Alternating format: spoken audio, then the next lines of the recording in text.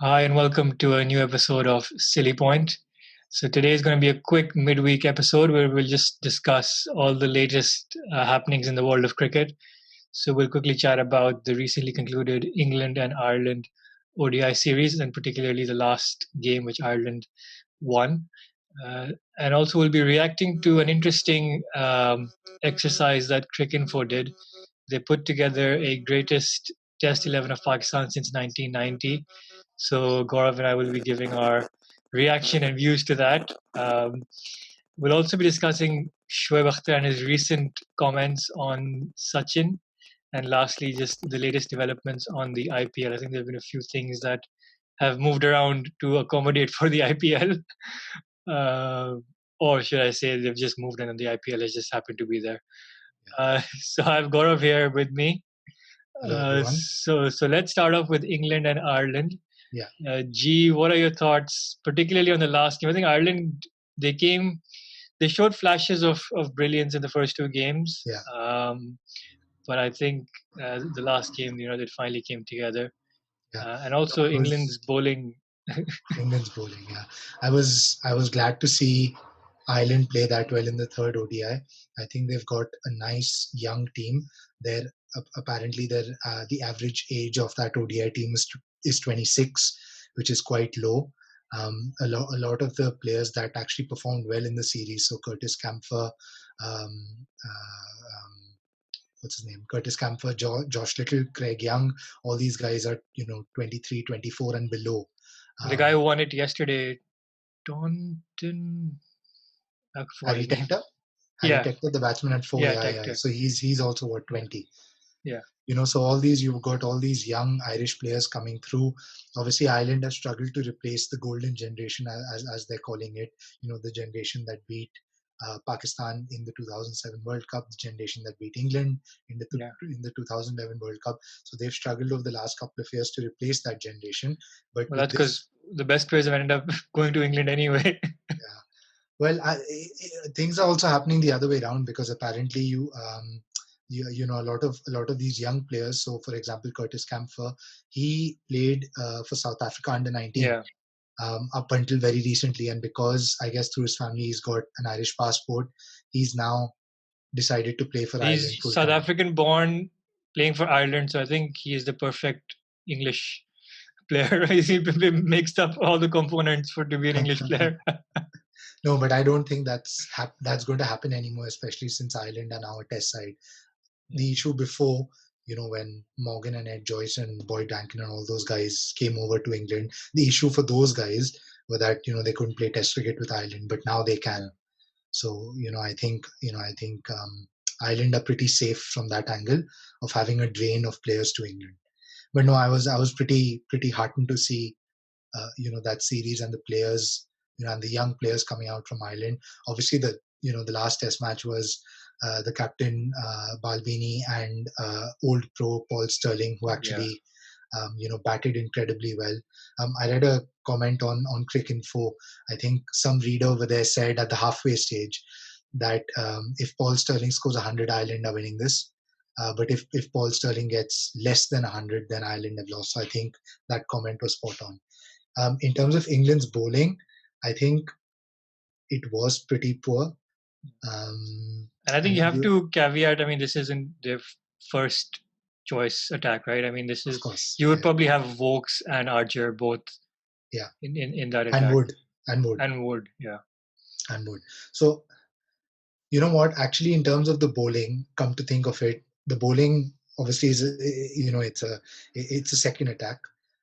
But I think the issue with England in that game was that I think they didn't score enough runs. Yeah, really? In spite of scoring 320, 328, I don't think that was a pass score on that wicket. I think they could have done with scoring 350, and then the ball game for Ireland would have been completely different. Yeah, but after the start they got, getting to what, there was 70 something for 4. Yeah. Before Banton and Morgan got together. So if on that basis you would say 328 is a very good score, and then Willie got it 50 at the end. Yeah.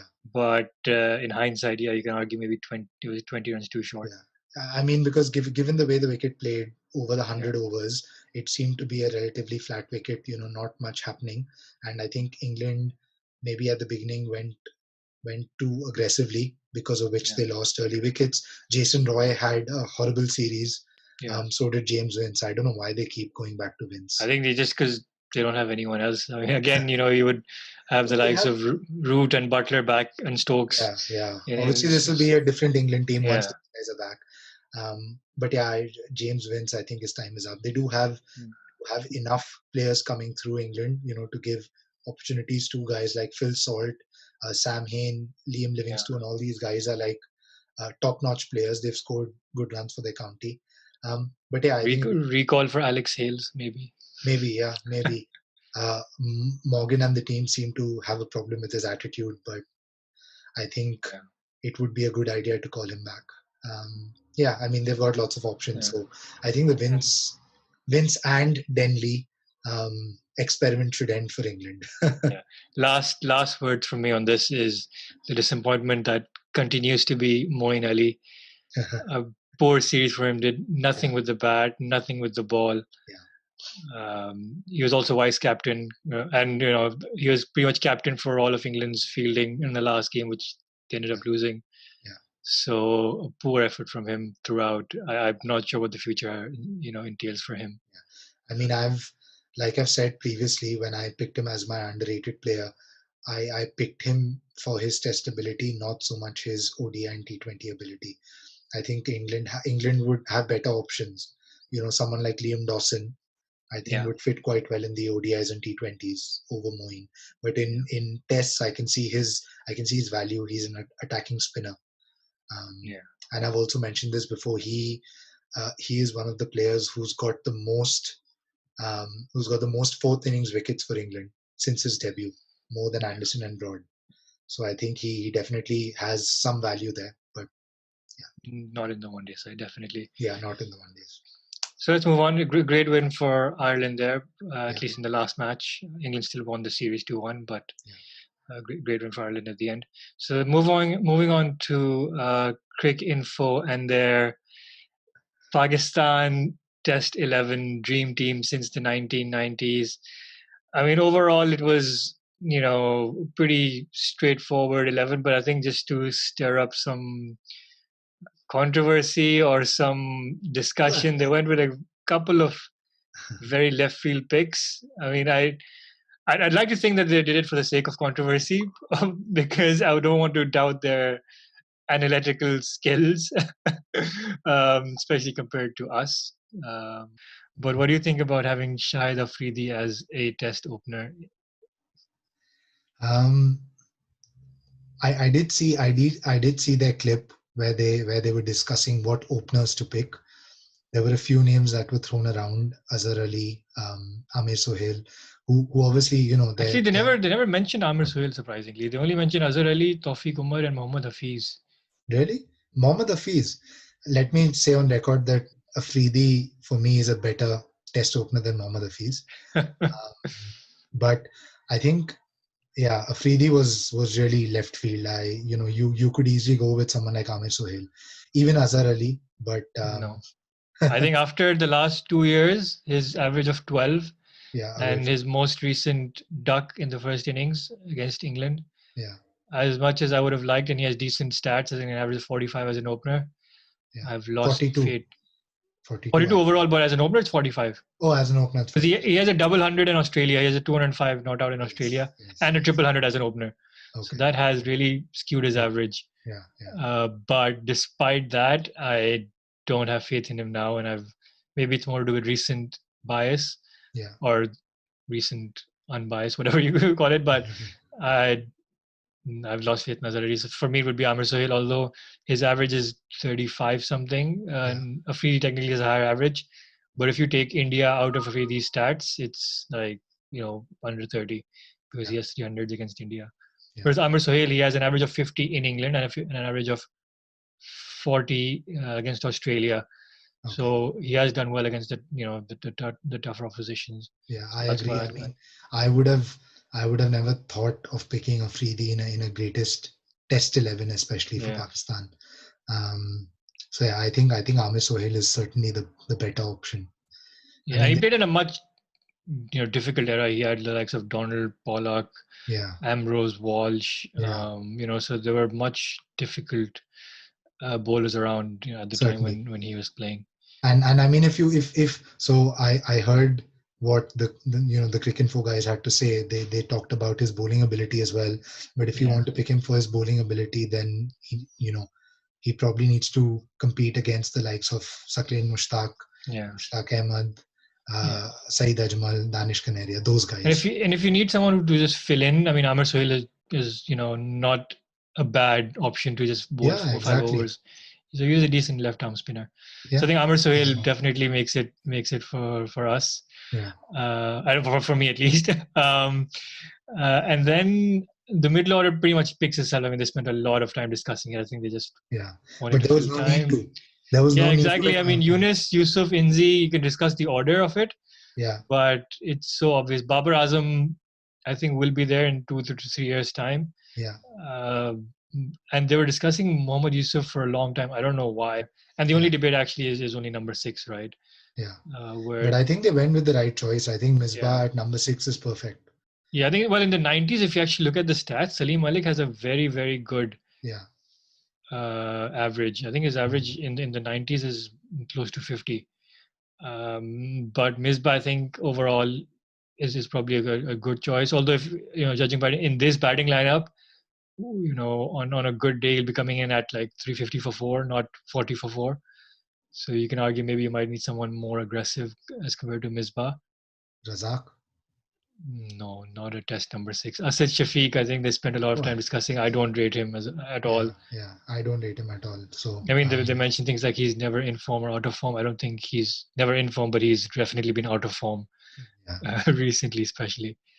So yeah, So I I mean, think, yeah, but Misbah at 6 is a perfectly good yeah, batsman. I mean, you remember his 100 against Australia, yeah, what he does have the 154. fastest. He does have the. Oh, he did at a time had the fastest Test 100. So maybe when the situation is right, you Misbah Yeah, is the right choice. Fair. he's perfect. Yeah, Yeah. Speaking of quick runs, number 7, they went with Rashid Latif as their best keeper option. yeah, My only issue with Rashid Latif, and obviously the reason why I also wouldn't have Salim Malik, is more to do with moral issues rather than cricketing skill.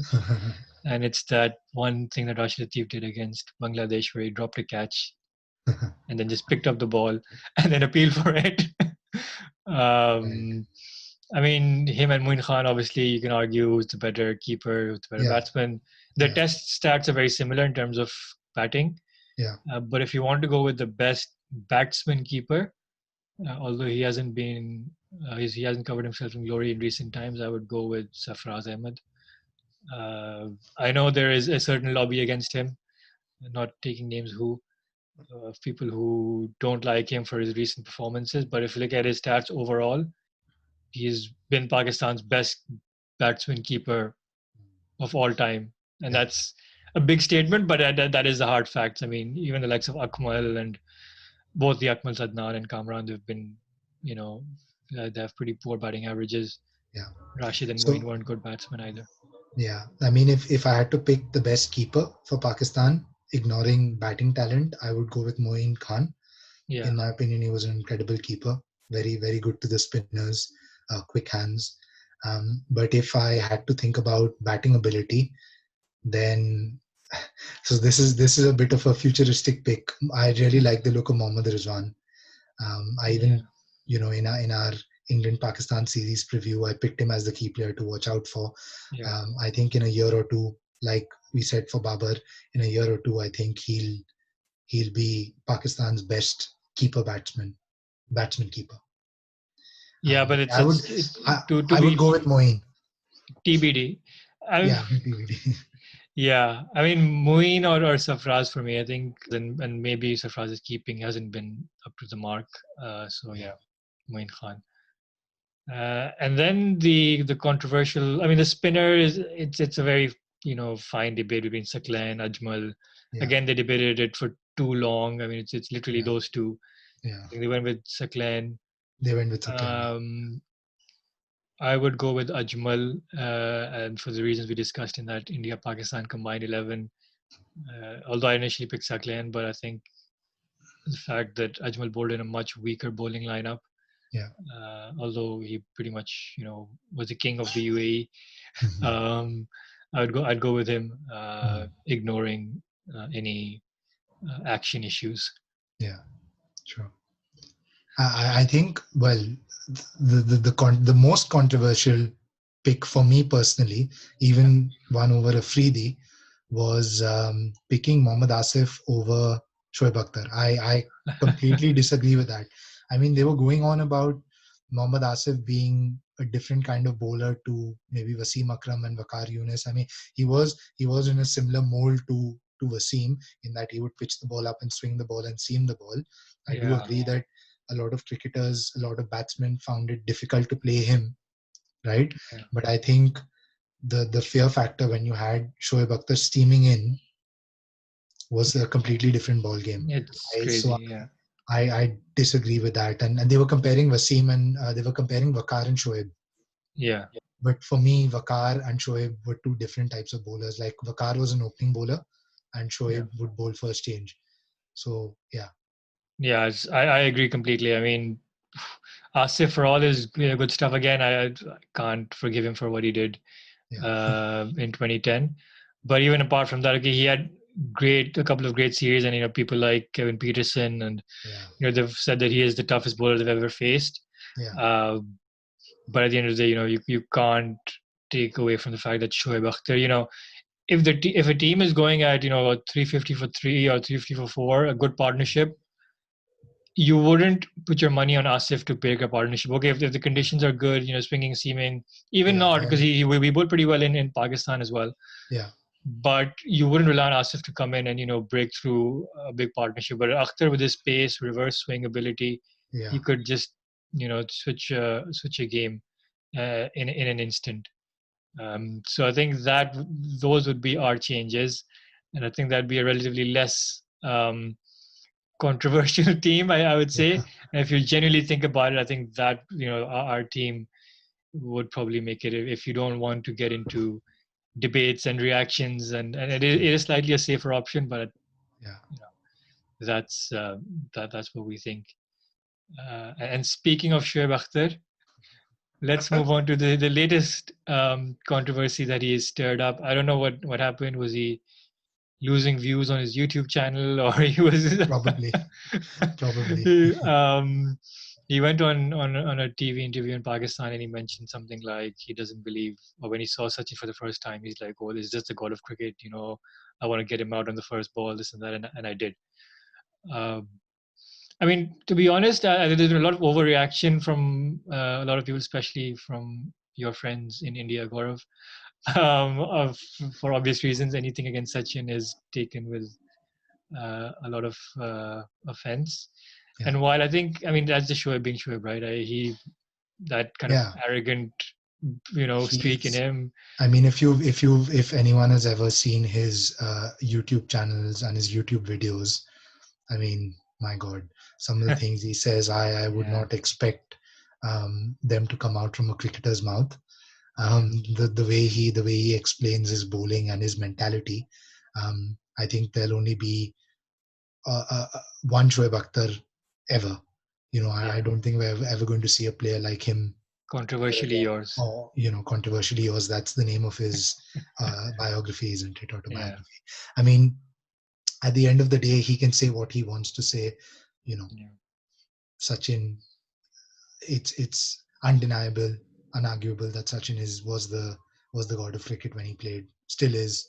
And that's just a reaction from the Indians. Anytime anyone says anything against Sachin, people get exactly. like. I mean, Kapil Dev in a recent interview Yeah, um, said something that was quite surprising. He was like, Sachin isn't as ruthless a batsman as you think. yeah, He was good at scoring hundreds, but he really didn't know how to convert those yeah, hundreds into double hundreds and triple hundreds like Sehwag did. yeah. So he was comparing Sachin to Sehwag in that manner, especially in Test matches. So I'm I sure think it's a I'm sure that very got Kapil Dev a lot of hate. Yeah, I think it's a very, very easy topic to get some. People say negative publicity is still publicity, and it's a very easy Yeah, topic. Just yeah, bash Sachin, yeah, and you'll get some some press. That's particularly true in Shoaib Akhtar's case. Yeah. Any publicity is good publicity. So yeah, so I think that's just Shoaib being Shoaib. Yeah, I think, I mean, although I think the reaction from some people has been a bit over the top, Of course, yeah, you should just take it and, whatever. yeah. It is what it is. I guess the thing with Shoaib is that people love him and hate him in equal measure. The Yeah. same, and that's I'm talking about the same people. His Yeah. fans in India, his biggest fans in India, would probably be the ones, Yeah. complaining about what Yeah, he's. when he's praising the likes of Rohit Sharma and Kohli, he's the greatest.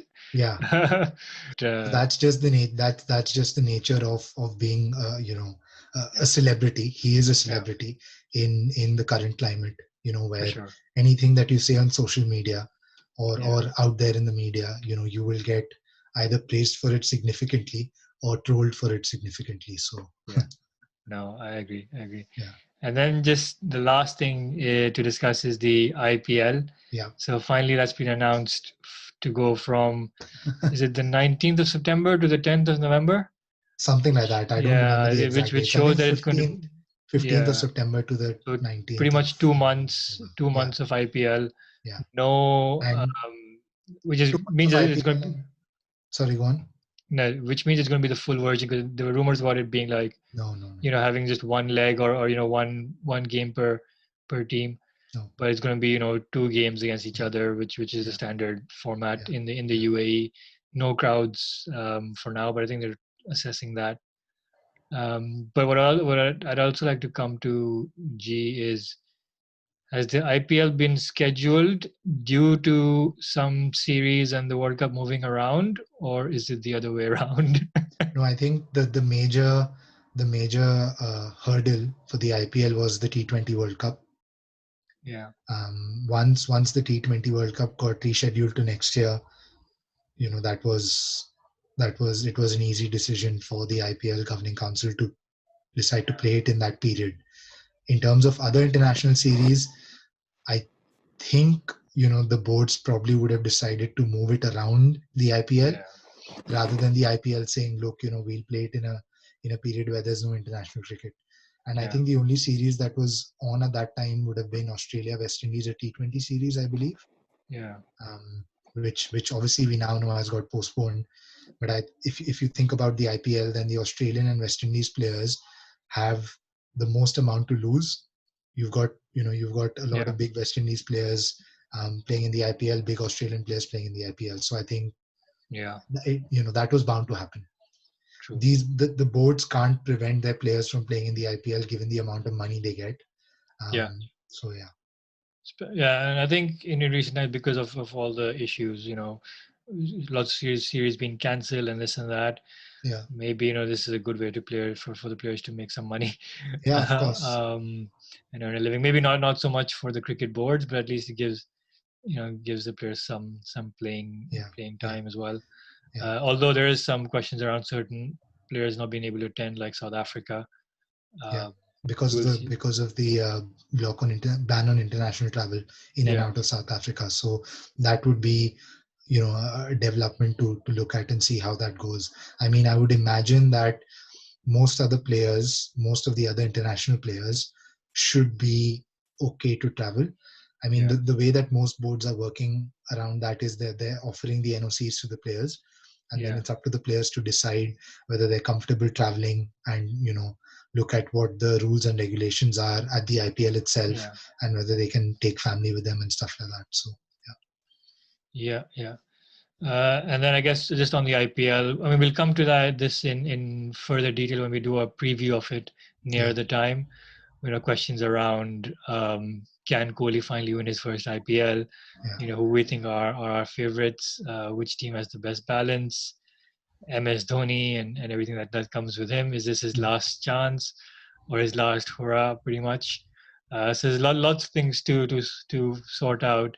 Um, I don't know, G, if you have any quick thoughts on that. No, I mean, yeah, I agree. I mean, I agree with all the things that you said in terms of, you know, what to look forward to. I mean, personally, I'm excited to watch some IPL on television. Yeah, We don't know whether there's going to be crowd presence or not. I mean, the UAE board and government has said that they're looking to fill maybe 30 to 50% of stadiums for these matches. So I think that will be good. It'll be good to have, good to watch a proper match on television with some crowds, and it's entertainment at the end of the day. So I'm really looking forward to it. In terms of the logistics, I think it's going to be major logistics to get sorted out. I was saying this before, that most teams, players, management, staff, family, all of them will be spending about 3 to 3.5 months in the UAE. That's a long time, to be away from home, to be in a biosecure bubble. Because that's the route that they'll have to go down, is to have a biosecure bubble. And they're playing it over 3 cities. So it's not like the England series against West Indies or Pakistan, where it's limited to like one ground and you've got whatever 30 players. But this is much bigger. So I don't know how they're going to manage that. I hope they can manage it. There are lots of details coming through about what the standard operating procedures are going to be in terms of COVID tests, in terms of what happens if someone tests positive, what the biosecure bubble looks like, who's allowed to travel with the players, stuff like that. So that'll be interesting to see. It's going to get very complicated as well, but I mean, as fans, we can only wait and let the experts sort that out, and just wait for it to start and enjoy some entertaining cricket. So that's our show. Let us know what you think in the comments. What do you think about Akhtar's comments? What do you think about our Pakistan Dream 11? And also England-Ireland? Were England too overconfident? Are Ireland not good enough to make that step up to mix it with the big boys? Let us know what you think. And also let us know if you're looking forward to the IPL. Yes, and who you think is going to win the IPL. Let us know down in the comments. And thanks for watching. Thank you.